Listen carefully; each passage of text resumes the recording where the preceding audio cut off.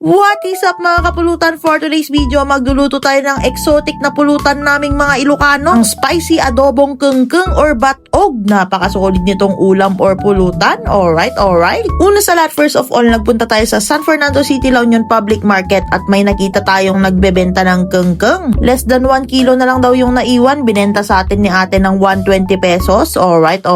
Pagkawi agad kong lininisan yan, lalagyan lang natin ng asin para maalis yung galis-galis niya. Tinakpan ko agad kasi lumalagto-lagto sila mga kapulutan. Malagkit kasi yung balat nito kaya dapat malinisang maigi. Rinamas-ramas ko yan ng asin at suka hanggang maging ganito yung itsura. Dapat wala ka ng galis na mahawakan dyan para malinis talaga. Saka ako ninil cuteran para maalis yung mga kuko niya. Wala na akong inalis dyan mga kapulutan. Ganyan na natin lulutuin yan. Maggigisa lang tayo ng bawang pamatay aswang at luya pang tanggal lansa. Di rin mawawala yung sibuyas na pampaimas at isang pirasong daon ng laurel. At kapag lumabas na yung aroma, igigisa na rin natin itong mga kengkeng or kung tawagin naming mga Ilocano, batog. Sa inyo ba mga kapulutan, anong tawag ng palakang ito? At kinakain nyo rin ba yung ganitong palaka? Sa aming mga Ilocano kasi, napakasolid nitong ulam or pulutan. Tag-ulan lang kasi lumalabas yung mga to, kaya minsan lang makatikim. Kaya pag may chance, bumibili talaga ako para lutuin at pulutanin. Yung masarap na luto nito, spicy adobo, kaya naglagay ako ng maraming siling pula. Tapos simple lang yung timpla, maglalagay lang tayo dyan ng Uncle Tom soy sauce and Uncle Tom sukang Iloco. Ang suka ng mga Ilocano. 372 pieces naman na paminta at optional na MSG. Saka natin yan hahaluin ng may kasamang pagmamahal. Ginisa ko lang ng ilang minuto, saka tayo maglalagay ng 1 cup of water then let it simmer. Papakuluin lang natin saglit, saka tayo maglalagay ng konting oyster sauce para sa umami at konting tamis niya. If gusto nyo maglagay ng sugar, pwede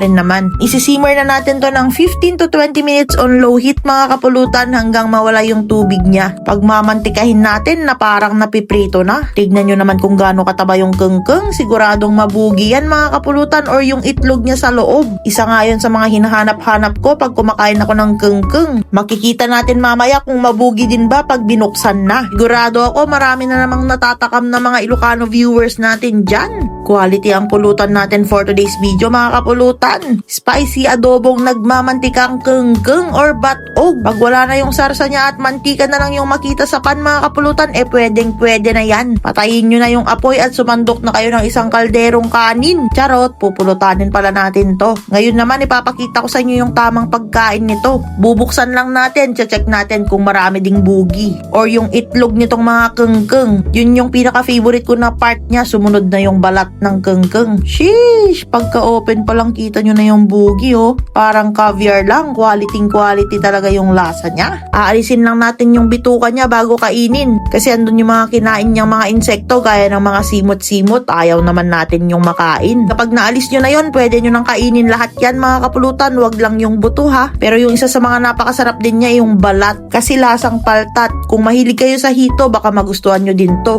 Napakasolid nga naman talaga nitong spicy adobong kengkeng mga kapulutan. Mapapasayaw ka na lang talaga. Pwede mong ulamin at napakasolid pulutanin. Kaya kung di pa kayo nakakatikim, subukan nyo na. Dali lang naman siyang lutuin. Yung problema mo na lang kung saan ka maghahanap or magpupulot ng kengkeng. Pero pag natikman, siguradong alright ka. Sheesh! Syempre, hindi pwedeng hindi matikman yan ng tropa. Pinakain ko rin si Kabagis. Kinain niya pati yung bituka. Sa sobrang sarap, wala na naman siyang masabi kundi alright. Pinatikim ko din si Wawa Wiwaw. First time daw niya. Sabi nga niya, lasang manok. Wala din siyang masabi kundi Wow. Alright.